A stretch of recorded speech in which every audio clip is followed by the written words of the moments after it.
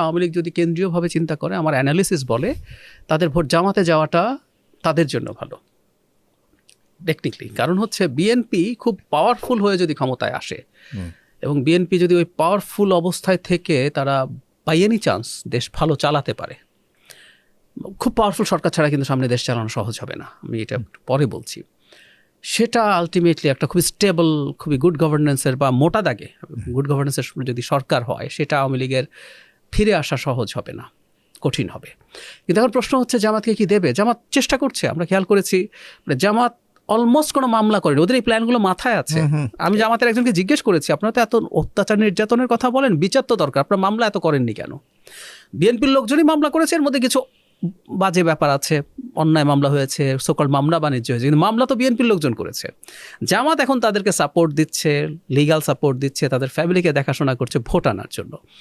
জামাত শুধু প্রতিশোধ নিয়েছে আইসিটিতে, শেখ হাসিনার কেসে, আর কোথাও না। আচ্ছা, তাহলে এখন